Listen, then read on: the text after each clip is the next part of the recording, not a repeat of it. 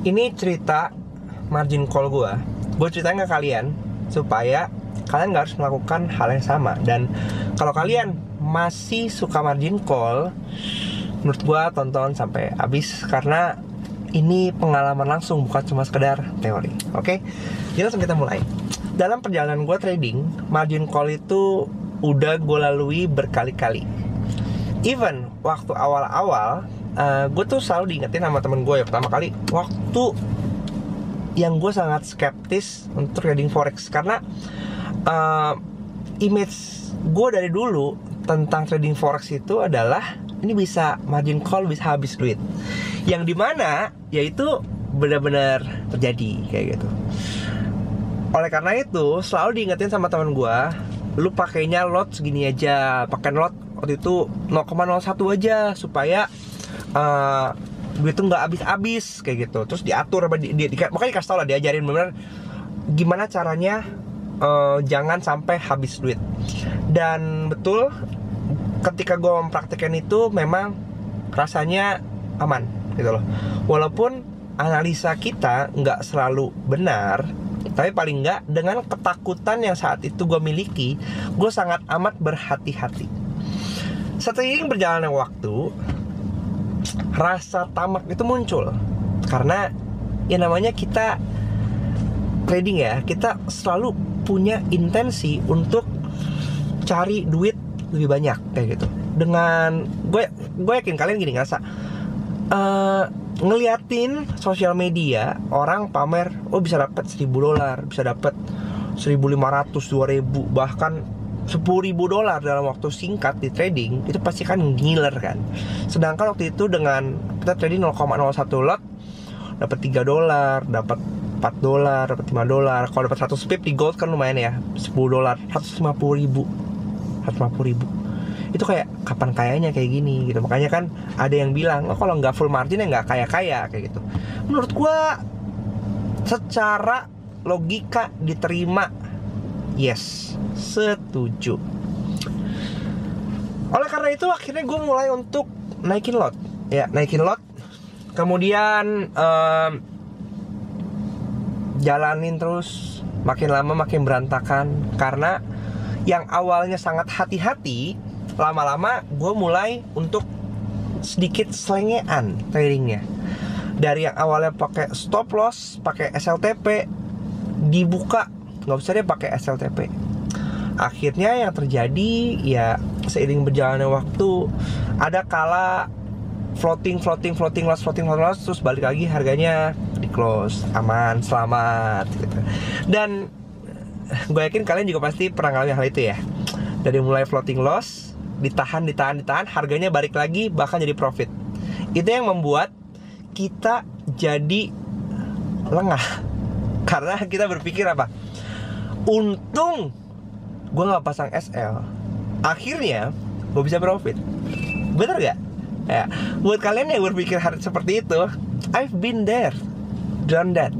Ya, gue pernah tahun berapa ya, 2022 nggak salah, trading Nasdaq dengan modal 2.000, floating loss sampai $700. Berarti itu hampir berapa tuh? Hampir 50% drawdown ya. Bahkan pernah sampai 1.300. Gue tahan posisinya, dia balik, gue untung $400, gue close. Iya, kayaknya gitu. Saya ingat gue kalau nggak salah ya, karena udah lama ya. Tapi gue ingat momen-momen itu. Saat floating loss itu, yang terjadi apa? Kita ngeliatin, hati deg-degan, was-was, mikirin terus, ngeliatin terus chart, nggak bisa fokus, nggak bisa produktif. Pada akhirnya profit sih. Dan saat itu yang ada di kepala gue persis sama kayak kalian. Untung gue nggak close posisinya, akhirnya gue bisa profit. Hal yang sama kejadian lagi, nggak usah pasang SL, pasang TP aja, sama. Trading lagi, floating loss lagi. Tapi kali ini ceritanya beda. Yang terjadi margin call. Habis duitnya. Tapi apakah itu menghancurkan hidup gue? Nyatanya sampai sekarang masih trading. Oke. Karena satu hal yang gue pegang, modal yang gue sisihkan untuk trading itu adalah modal yang memang nggak mengganggu kehidupan gue sehari-hari. Itu duit dingin, itu bukan duit pinjam di bank, bukan duit pinjam orang lain, tapi memang dari pendapatan dan bukan memakan porsi expenses sehari-hari. Itu satu hal yang menjadi alasan kenapa sampai sekarang gue masih trading dengan segitu banyaknya pengalaman-pengalaman yang merugikan. Karena gue yakin gini, setiap proses perjalanan trading kita pasti akan dilewati dengan namanya margin call. Kayaknya nggak mungkin kalau nggak margin call. Karena rasa tamak dan rasa pengen lebih, rasa selengean dan ngerasa kita paling jago di market, itu menurut gue pasti dilewati pada semua orang. Proses pembelajaran yang mau nggak mau, suka nggak suka, pasti akan kita lewati. Benar nggak sih? Gue pengen dengar juga sih pendapat kalian. Pernah nggak kalian margin call? Kayak gitu. Kalau iya, mungkin bisa cerita juga di kolom komen pengalaman kalian seperti apa. Itu terus berlanjut ya. Gue setelah margin call, gue refleksi lagi. Oh, apa yang salah ya? Gue ternyata harus salah nih. Nggak boleh overload, nggak boleh nggak pakai SL. Kemudian belajar lagi. Gue sampai pause hiatus. Itu ada mungkin sekitar 1 tahun gue hiatus untuk trading. Gue kayaknya pertanyaan gini, apakah trading ini benar-benar buat gue ya? Apakah kayaknya gue gak cocok buat trading. Ini bukan gue lah gitu. Gue hiatus. Gue mencoba untuk udah mungkin it's not for me. Gue let it go. Gue hiatus, gue gak main itu sama sekali. Sampai akhirnya gue ketemu belajar satu metode Kopta. Gue pelajarin. Oh ternyata bisa begini ya. Padahal gue gak tahu apa gue pernah cerita atau enggak.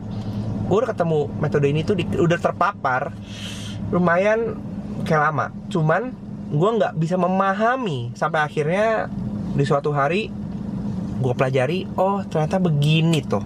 Nggak tahu ya, di waktu lagi nganggur, bosen baca. Oh ternyata begini tuh. Dipelajari lebih dalam. Oh di situ berhasil untuk growing accountnya. Itu restarting lagi gitu.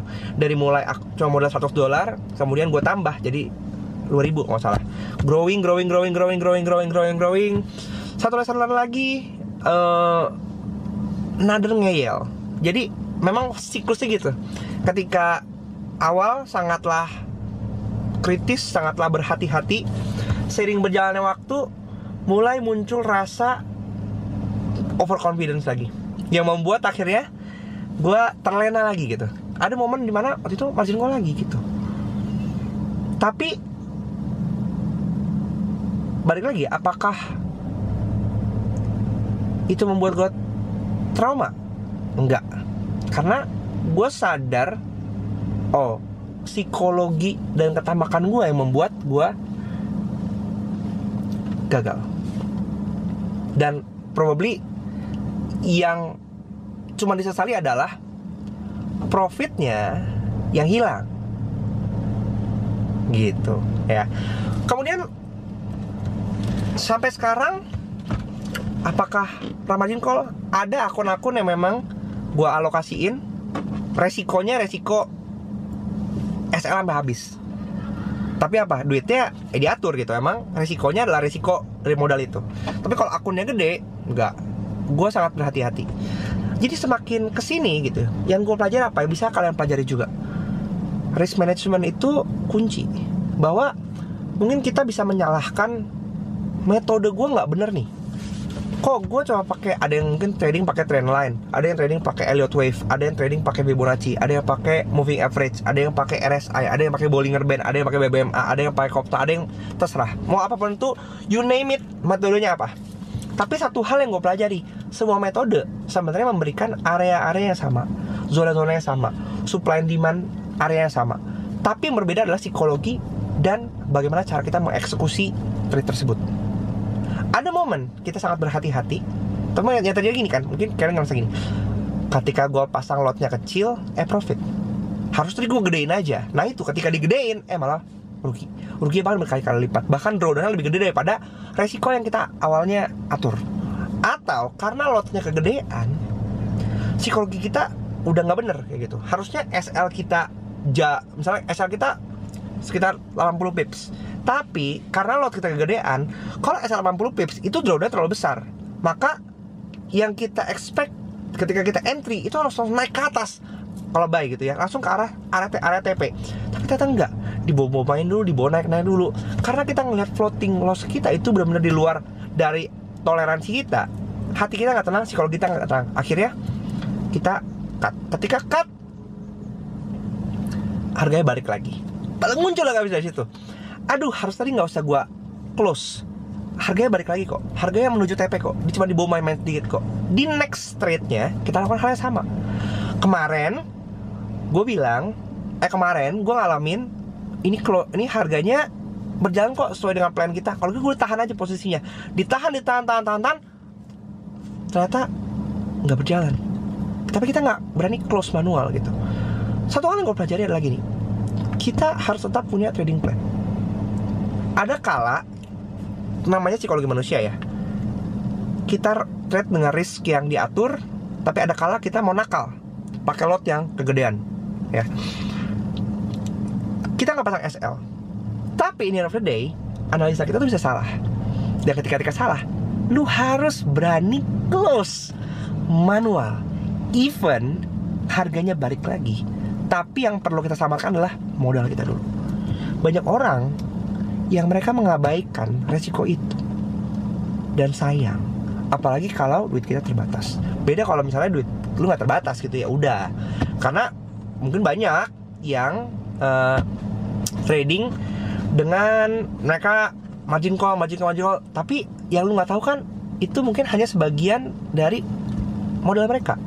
Misalnya gini, mereka punya modal $10.000, mereka full margin $100, $100 margin call, udah santai. Itu cuman kayak 1% dari modal mereka yang mereka spekulasiin. Tapi buat lu yang modal $100, atau mungkin gini, $50 berat buat lu, lu maksain itu menjadi sebuah total full margin, kemudian rungkat, habis besok gak bisa makan, kan sebuah kebodohan. Jadi kalau menurut gua, bangun habit disiplin yang membuat lu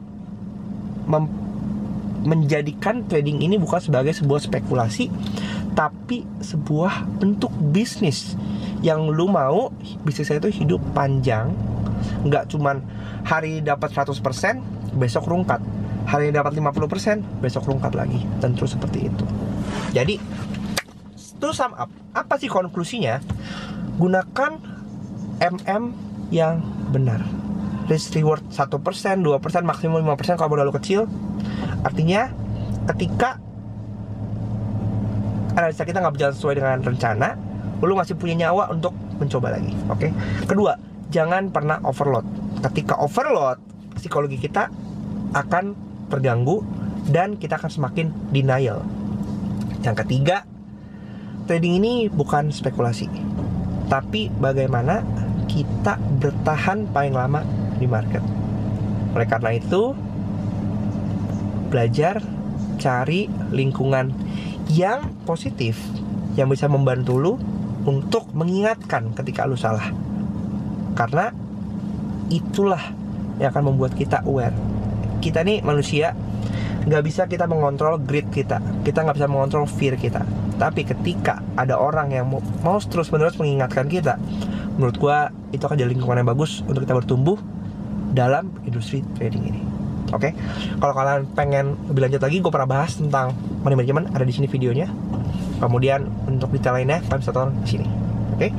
Sampai jumpa di video selanjutnya. Jangan lupa di like dan tulis juga pengalaman kalian margin call di bawah dan gimana kalian mengatasinya, atau apa yang bisa menjadi struggle kalian untuk keluar dari proses margin call. Sampai jumpa di video selanjutnya. Bye.